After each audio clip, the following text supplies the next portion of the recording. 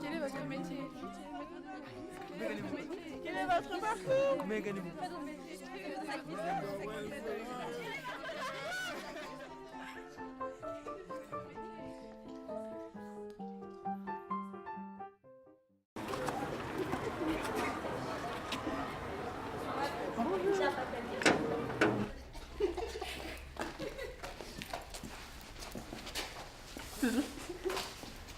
Donc bonjour, Bonjour. merci de nous recevoir. Donc j'aimerais que vous vous présentiez. Alors je suis Guilain Roussel et je suis directeur de l'association des Frères Poussières ici à Aubervilliers. Donc je m'occupe aussi bien de l'organisation de l'association en général, l'organisation des bénévoles, aussi bien que la recherche de financement pour monter des projets artistiques ici, des projets avec les habitants, on fait beaucoup d'ateliers. Et aussi je m'occupe de l'accueil des compagnies en résidence qui viennent travailler dans le lieu. D'accord. Les associations sont à but non lucratif, donc qui n'ont pas l'objectif de dégager des bénéfices. Donc généralement, c'est des petites activités qui sont généralement assez peu rentables, ou qui sont, par exemple, pour aider les autres. Ou, voilà, donc il y a moins de financement, donc généralement, on est moins bien payé. D'accord. Quels sont les avantages et les inconvénients de ce métier? Les inconvénients, on en a parlé. Donc vous êtes mal payé? On peut dire ça comme ça, ouais. D'accord. Après, ça va être aussi, du coup, on va travailler beaucoup plus, quoi. Parce qu'il y a aussi beaucoup de choses à faire. Il y a moins de monde. Si on est dans une entreprise, ici, il y aurait une équipe de 10 personnes qui travailleraient. Ici, on n'est que 2 salariés, et sinon, après, c'est porté par les bénévoles de l'association. Donc, on travaille plus, mais les avantages, c'est aussi que, du coup, là, je porte le projet que j'ai envie de porter pour mon quartier, et puis au niveau artistique, au niveau culturel. Donc, je trouve une satisfaction dans ce métier-là.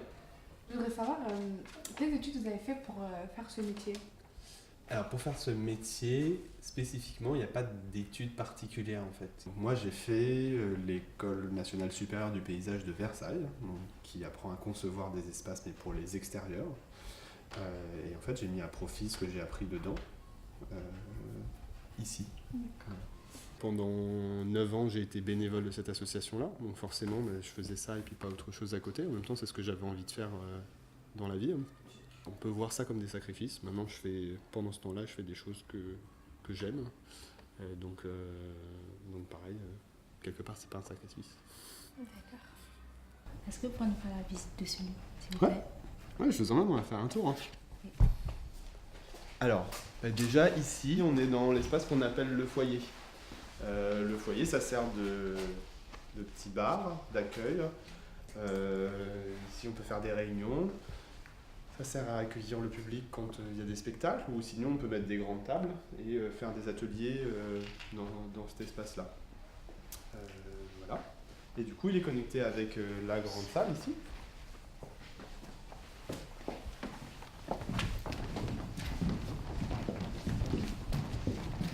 Et alors du coup, cette salle, vous voyez, c'est un grand plancher avec un peu une pente sur le début ici, ensuite à plat. Vous avez la scène à l'ancienne qu'on n'utilise pas parce qu'il faut encore qu'on fasse des travaux pour pouvoir l'utiliser et la remettre aux normes. Et par exemple, avant-hier, samedi, il y avait un bal ici. Donc ici, vous aviez un groupe qui était sur l'avant-scène ici. Et des gens qui dansaient et quelques petites tables au fond pour que les gens puissent profiter aussi du bal.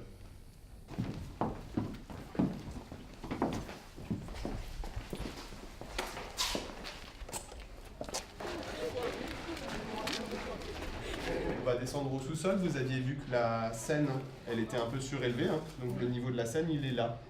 Et donc on va descendre au sous-sol, c'est un demi-sous-sol dans lequel on a installé l'atelier de sérigraphie.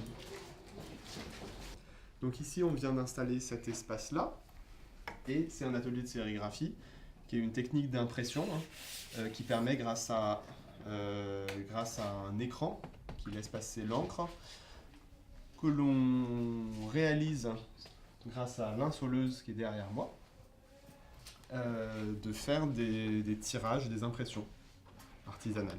Et vous avez quelques exemples de tirages qu'on peut faire sur du papier, mais aussi on peut faire ça sur du tissu.